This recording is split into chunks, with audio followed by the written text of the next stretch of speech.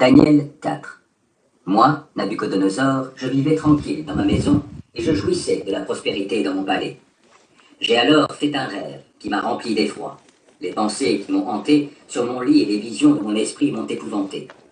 J'ai donc ordonné de convoquer auprès de moi tous les sages de Babylone pour qu'ils me fassent connaître l'interprétation de mon rêve.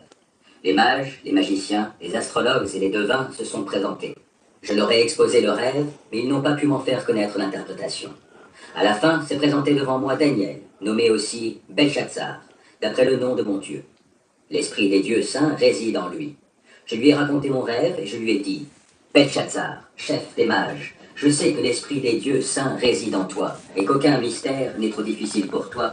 Écoute donc les visions que j'ai eues dans mon rêve et donne-moi l'interprétation. Voici quelles étaient les visions de mon esprit pendant que j'étais couché sur mon lit. Je regardais et voici ce que j'ai vu. Au milieu de la terre se dressait un grand arbre, dont la hauteur était immense. L'arbre grandit et devint vigoureux.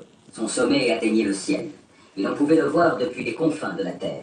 Son feuillage était magnifique et ses fruits abondants. Il portait de la nourriture pour tout être vivant. Les animaux sauvages venaient s'abriter à son ombre, et les oiseaux se nichaient dans ses branches. Tous les êtres vivants se nourrissaient de ses produits. Pendant que, sur mon lit, je contemplais les visions de mon esprit, je vis apparaître un de ceux qui veillent, un saint qui descendait du ciel. Il cria d'une voix forte, « Abattez l'arbre, coupez ses branches, arrachez son feuillage et dispersez ses fruits, et que les animaux s'enfuient de dessous lui, que les oiseaux quittent ses branches.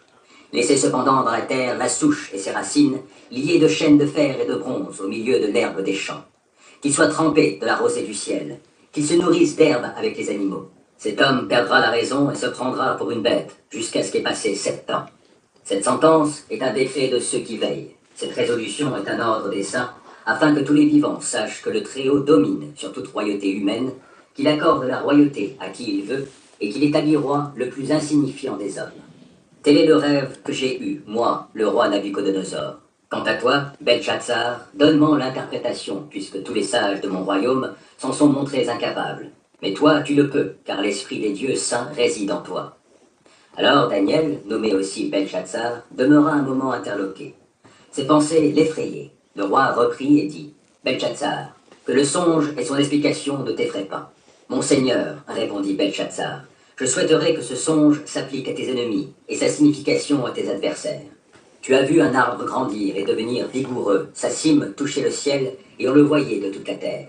Cet arbre au feuillage magnifique et aux fruits abondants portait de la nourriture pour tous les êtres vivants. Les animaux sauvages venaient s'abriter sous lui et les oiseaux nichaient dans ses branches. Cet arbre, ô roi, c'est toi, car tu es devenu grand et puissant. Ta grandeur s'est accrue, elle atteint jusqu'au ciel et ta domination s'étend jusqu'aux confins de la terre.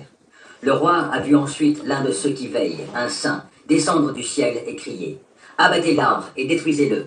Laissez toutefois en terre la souche avec les racines, mais liez de chaînes de fer et de bronze au milieu de l'herbe des champs, qu'il soit trempé de la rosée du ciel et qu'il se nourrisse d'herbe avec les animaux des champs jusqu'à ce que 7 ans aient passé.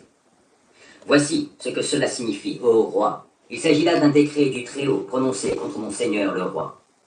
On te chassera du milieu des humains et tu vivras parmi les bêtes des champs. On te nourrira d'herbe comme les bœufs et tu seras trempé de la rosée du ciel.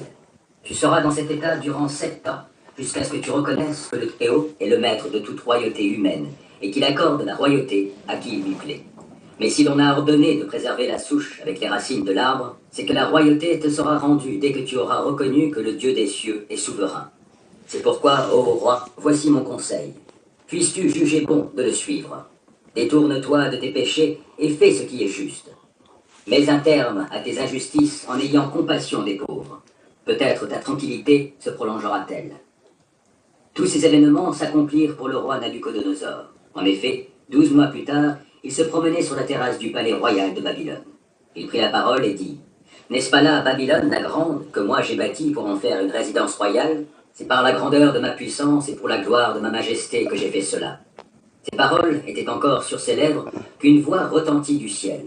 « Roi Nabuchodonosor, écoute ce qu'on te dit. Le pouvoir royal t'est retiré.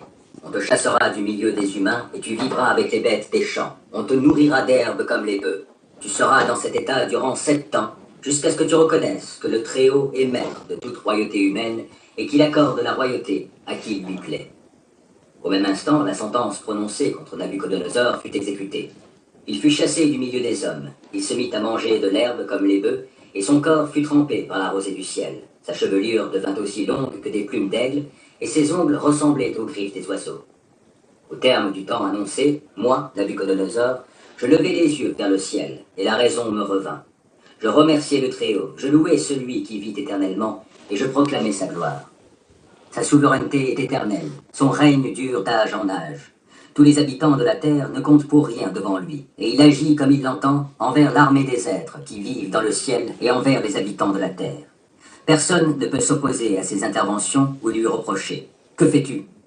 À l'heure même, la raison me revint, la gloire de ma royauté, la majesté et la splendeur me furent rendues. Mes conseillers et mes dignitaires me rappelèrent, et je fus réinstallé sur mon trône avec un surcroît de grandeur. Maintenant, moi, Nabuchodonosor, je loue, j'exalte et je glorifie le roi des cieux, car il agit en accord avec ses paroles, et tout ce qu'il fait est juste. Il a le pouvoir d'abaisser ceux qui vivent.